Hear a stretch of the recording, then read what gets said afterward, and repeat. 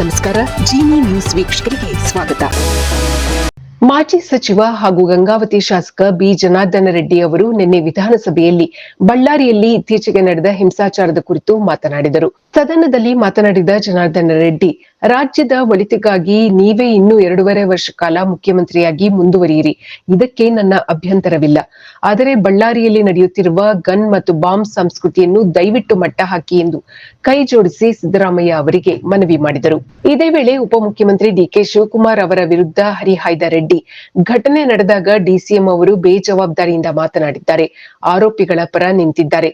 ನಾನು ಸೆಕ್ಯೂರಿಟಿ ಕೇಳಿದಾಗ ಅಮೆರಿಕದಿಂದ ರಕ್ಷಣೆ ಪಡೆಯುವಂತೆ ಹೇಳಿದ್ದಾರೆ ಎಂದು ಗಂಭೀರವಾದ ಆರೋಪಗಳನ್ನು ಮಾಡಿದರು. ಬಳ್ಳಾರಿಯಲ್ಲಿ ಇತ್ತೀಚೆಗೆ ನಡೆದ ಬ್ಯಾನರ್ ವಿವಾದ, ಕಲ್ಲು ತೂರಾಟ ಮತ್ತು ಗುಂಡಿನ ದಾಳಿ ಪ್ರಕರಣದ ಬಗ್ಗೆ ತಮಗೆ ರಾಜ್ಯ ಪೊಲೀಸರ ಮೇಲೆ ನಂಬಿಕೆ ಇಲ್ಲ ಎಂದು ಜನಾರ್ದನ ರೆಡ್ಡಿ ಹೇಳಿದರು. ಇಡೀ ಪ್ರಕರಣವನ್ನು ಸಿಬಿಐ ತನಿಖೆಗೆ ಒಪ್ಪಿಸಬೇಕು ಅಥವಾ ಹಾಲಿ ನ್ಯಾಯಾಧೀಶರ ನೇತೃತ್ವದಲ್ಲಿ ತನಿಖೆ ನಡೆಸಬೇಕೆಂದು ರೆಡ್ಡಿ ಆಗ್ರಹಿಸಿದರು. ನಮ್ಮ ಮನೆ ಮತ್ತು ಫಾರ್ಮ್ ಹೌಸ್ ಬಳಿ ಜಿಲೆಟಿನ್ ಕಡ್ಡಿಗಳು ಪತ್ತೆಯಾಗಿದೆ. ನನಗೆ ಹಾಗೂ ನನ್ನ ಕುಟುಂಬಕ್ಕೆ ರಕ್ಷಣೆ ನೀಡುವಂತೆ ಅವರು ಸರ್ಕಾರವನ್ನು ಕೇಳಿಕೊಂಡರು.